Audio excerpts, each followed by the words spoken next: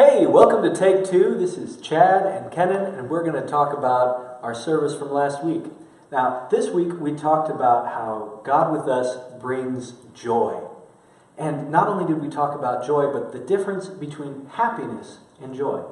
Chad, would you like to? Sure. Well, let's just kick it off this way. Let's put you on the spot. What are things that make Kenan Keller happy? Okay, so there are multiple different food groups that make me happy. Nice. Being financially stable makes me happy. Chocolate silk pie makes me incredibly happy. I like that. French chocolate pie, French silk, whatever you want to call it. I'll eat it all. There you go. For me, when it comes to happiness, there are things throughout my life that have kind of changed. When you're young, it's kind of that thing you get, that next thing that you want or whatever, you get that, and there's this happiness that comes from that. For me today, it's a lot more about relationships. When I'm connected with people, when I get to spend time with people. This year, my sister and brother-in-law are going to be gone for Christmas, for instance. And so there's a piece of that's going to be missing this year, the relationship, the connection around there. But yet they're going to have that connection, relationship with his family down in Missouri. And I know how great that feels and how good that is. Also, one of the things that makes me happy is just kind of having fun. I love that we're a church that can have fun. At church this coming Sunday, we're doing this fun little thing called Journey Church Bingo. Kenan promoted it last week at the beginning of the service. And one of the things that we found, because we video every week, we do audio every week, there are some things that we just naturally do as humans, okay? We all have our own idiosyncrasies and things. I am a very active hand talker. When you're a public speaker, that's something that needs to happen quite a bit. I may be even more active than others. I'm not sure. Those of you that know my mom know that I probably get that quite naturally in the midst of all that. And so Kenan put together a list one Sunday while I was preaching, which means that he obviously was just deep into the spiritual significance of that message. I took notes. So he and one of our students, Nick Bill, were in the back working at the media table, and they started writing down names for some of these different gestures that I would do. And as we began to talk about it, we said, man, that would just be so fun to put together on a bingo card. And some Sunday we thought, well, why not Christmas Eve morning? That's just a fun day. It's a celebrating day. And so we have some fun stuff on here that we're going to do. There's some things I repeatedly do. I often talk about an officiating story. So if I tell an officiating story, you can mark that off. I often tell stories about my kids. There are things that other people do. John, you can almost always see John tuning his guitar during the welcome. That's just the go-to moment. So that's one of our squares. We did find out that Kenan has some idiosyncrasies of his own. Some of my favorites, he does I'm a little teapot. He puts the hand here, does I'm a little teapot. So that's one of our squares on Sunday. Also found out that apparently Kenan has been studying karate for many, many years. Because as he talks, there's lots of things getting chopped out of the air, which is really, really cool. So we've got some fun stuff like that in there. For those of you that have been to our service, you know that we have a very strange relationship with flies at our church. I don't know what it is. We have these front glass windows. In fact, as we're sitting here, they're right out here. You can't see them. And throughout the winter, there are flies that will come in, and they are like the weakest flies in the world because they can't fly more than 4 or 5 feet at a time. And you can literally, as they gather on the window, you can just take a broom and sweep them up and take them outside. It's a very odd thing. I'm not sure what's going on. But we have a few that during our worship time, they come down from up where the lights are and they dive bomb various people during the service. And so that's one of our fun little things. Whenever somebody sees someone getting dive bombed with a fly on Sunday, they can mark that spot off. And the reason that it makes me happy is because whenever we come together in worship, it's always for very serious reasons. I mean, we're worshiping our Creator. We're worshiping the one who formed us. We're worshiping the one who has saved us. We're worshiping the one who sustains us throughout life. But yet, that Creator, that Savior, that Sustainer has also demonstrated that He is a God of joy. And one of the things that we equate as humans is this parallel between happiness and joy. So I think that God loves it when we laugh. I think God loves it when we experience those things. But I do think there is a significant difference between true joy, a biblical joy that we read about in Luke 2, like we talked about this last week, and happiness in the way that we think of it. And the big difference for me is one is emotionally based. So I'm happy when my sports team wins. I'm sad when my sports team loses. I'm happy when I get that French silk pie. I'm sad when somebody else takes the last piece before I get any. So it's all emotionally based. It's what I want or think I need in that moment. Whereas joy is what I like to term as confidence based. Joy is that element in my life that says, regardless of my circumstances or situation, regardless of what my temporary emotion feels like, I have this underlying confidence that brings joy into my life.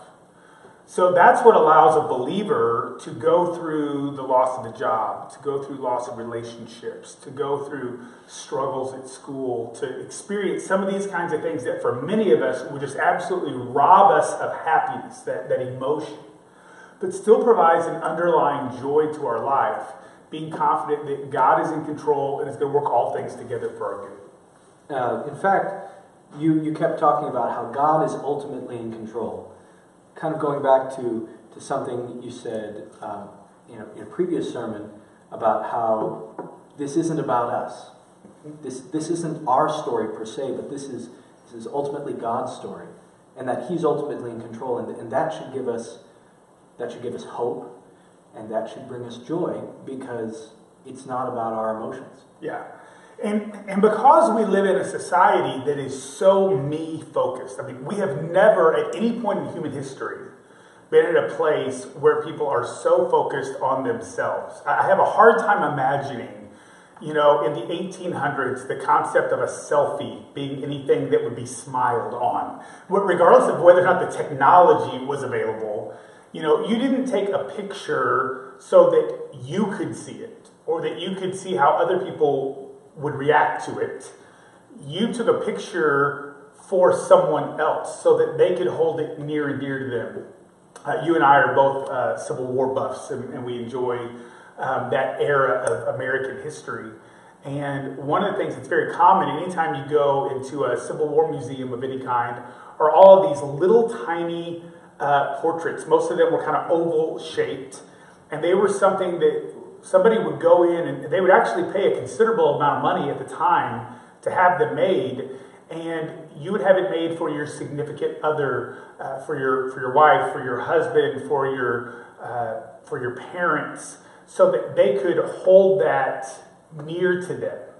So it wasn't about me seeing myself. It was about me, because I may never see them with that picture.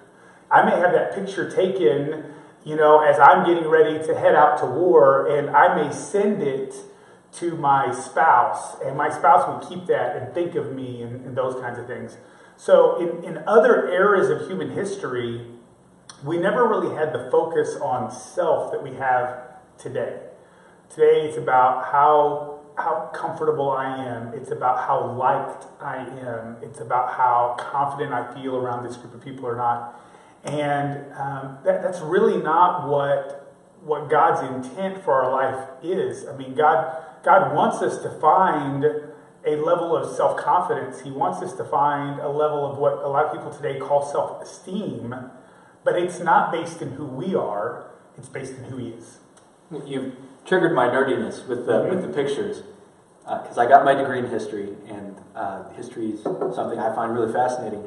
And the pictures weren't in the 1800s weren't really about emotion, because they were never smiling in the pictures. The reason why they weren't smiling is because it took so long to take the picture.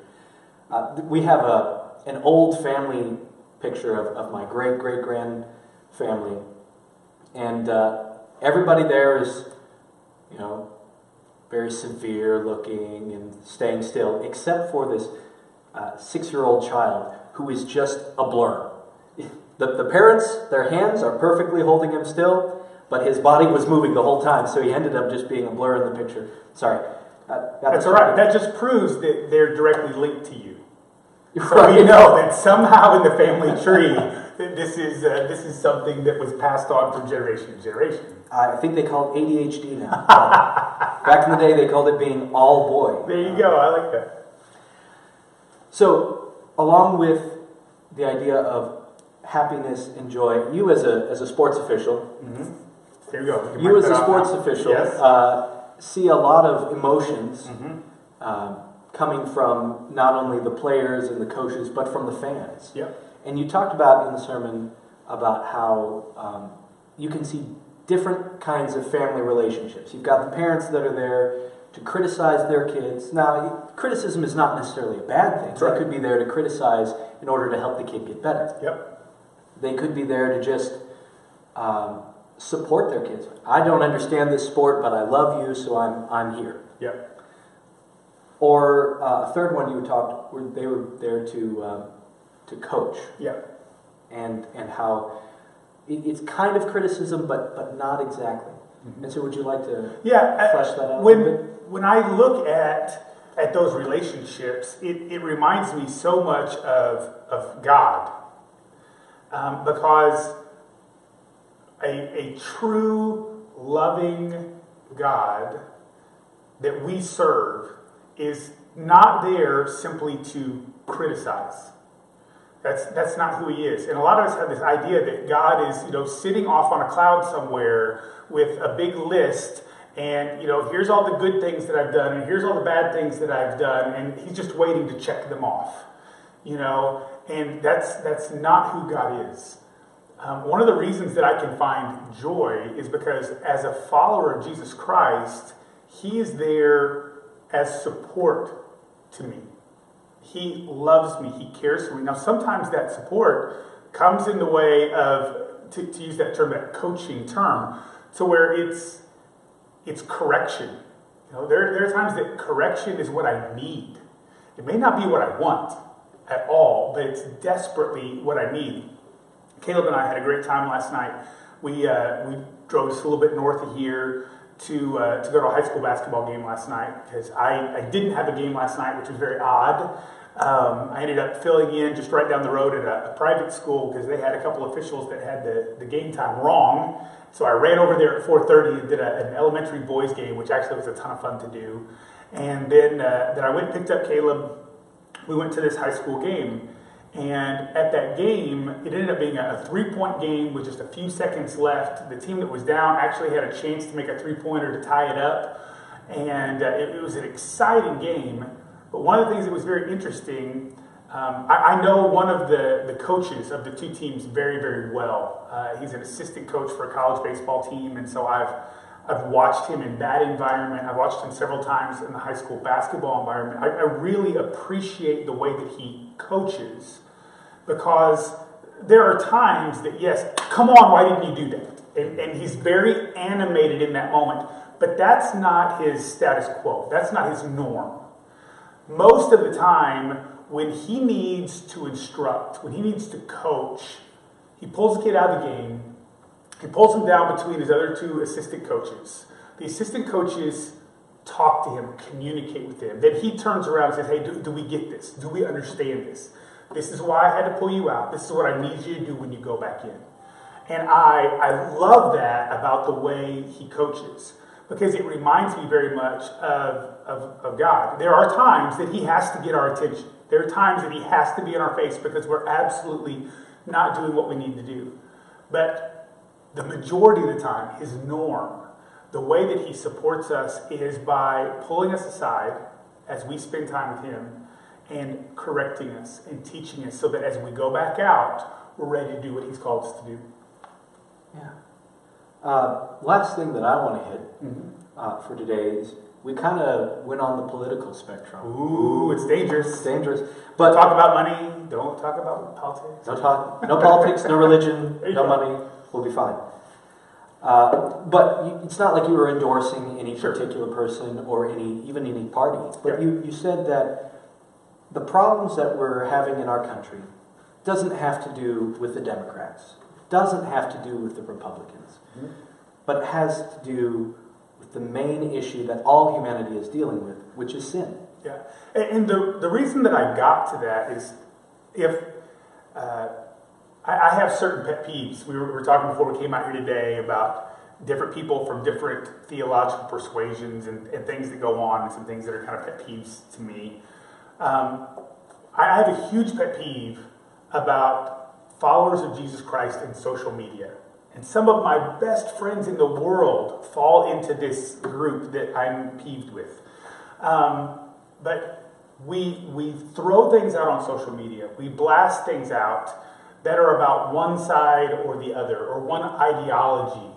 And we talk about how this is going to ruin America. You know, God is going to absolutely turn his back on us because of the Republican Party and what they do. Look who they're supporting. Or God's absolutely going to turn his back on America because of the Democrat Party and the way that they have beliefs about this particular platform issue or whatever. And to me, there's a really great Greek theological word for that: baloney. Because that is not why God is going to turn his back on anything. It's not because of this party or that party. The reason that God turns his back on things is because of sin. And we don't like hearing that word very often, but the reason that America is broken, the reason other countries are broken is because of sin. The reason families are broken is because of sin. The reason that school systems are broken is because of sin. The reason that some churches are broken and hurting is because of sin.